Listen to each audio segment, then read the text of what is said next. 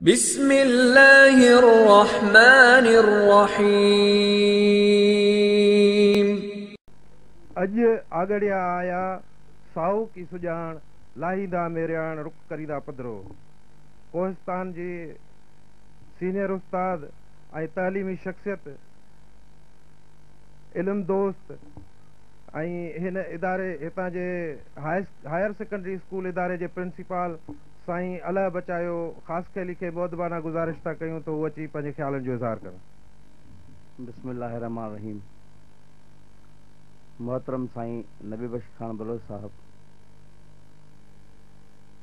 ॿाहिरि खां आयल सभई मौज़ीन, पिंडाल में शादी जे हवाले सां रचायल जशन जा घोट, थाणे बुलाखान वासियो, अस्सलाम वालेकुम। साईं जतियाल साहब असांखे स्टेज ते सॾु करे वॾे आज़माइश में विझी छॾियो।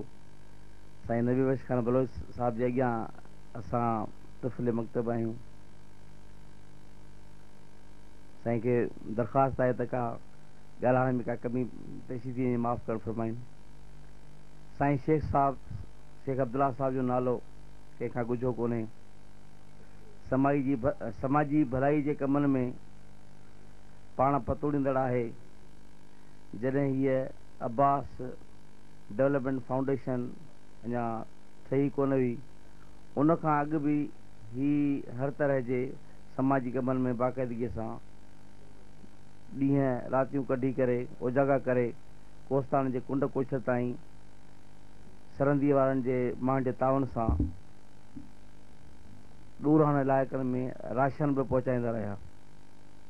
उन में ही पंहिंजो ॾींहुं राति वक़्तु जेको बि इन जो वक़्तु पंहिंजे लाइ न करे पर ॿियनि जे लाइ करे हिन उनजो जेको ज़िंदगी जो मक़सदु बनाए छॾियो। तारीख़ जे वर्कनि खे उथलाइबो त दुनिया में अॼु बि उन्हनि माण्हुनि खे वॾे रुतबे ऐं मान सां यादि कयो वेंदो आहे जिन आम भलाई जे लाइ कम कया। अॼु बि कंहिं माण्हू खे दौलत जे हवाले सां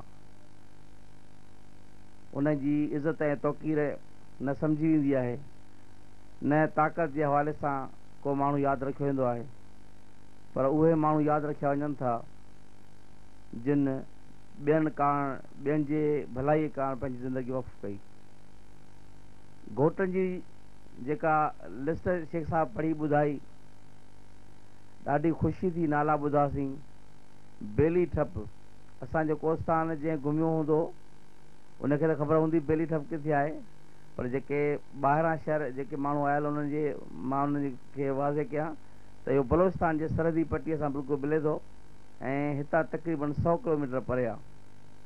टोंक यूनियन काउंसिल जो पूरो इलाइक़ो जबलनि ते मुश्तमिल आहे ऐं बिजली त छा, पर उते पके रोड जो ॾस पतो बि न मिलंदो। उन्हनि माण्हुनि खे हेतिरे वॾे पिंडाल में उनखे घोटनि खे मुबारकबाद हुजे जो उन्हनि खे हेॾी वॾी कवरेज ऐं हेतिरो वॾो इज्तिमा ऐं हेतिरी लाइटुनि बल्बुनि ऐं रोशनी जे इलाइक़े में हुनजी शादी जी तकरीब थी आहे। इहा उन्हनि खे वॾी उन्हनि जो मान आहे ऐं हू ख़ुशी जा मुस्तक बि आहिनि ऐं मां उनखे मुबारकबाद बि ॾियां थो। जेकर हिननि जी शादी उते संदन ॻोठ में हुजे हा त मूंखे नथो इहो लॻे थो को बिजली त उते मुमकिन ई कोन्हे, पर जनरेटर जो इंतज़ाम बि करणु नामुमकिन हुजे हा। ऐं अब्बास फाउंडेशन वारो सवेल चई चुको आहे त उहा शादीअ मां 3 रूता असां कढी छॾिया आहिनि। बहरहाल मूंखे कोन थो लॻे त 3 रूता निकितल आहिनि ऐं शादी ख़ुशीअ जो मौक़ो आहे। जेतिरी पंहिंजी पहुच हुजे, जेतिरी पंहिंजी ताक़त हुजे ऐं उन मुताबिक़ उहो मल्हाइणु घुरिजे। ऐं आख़िर में आउं सभिनी घोटनि खे मुबारकबाद बि चवां थो ऐं मां थोराए थो आहियां अब्बास फाउंडेशन वारनि जो ऐं साईं जतियाल साहब जो जंहिं मूंखे दावत ॾिनी। अस्सलाम वालेकुम।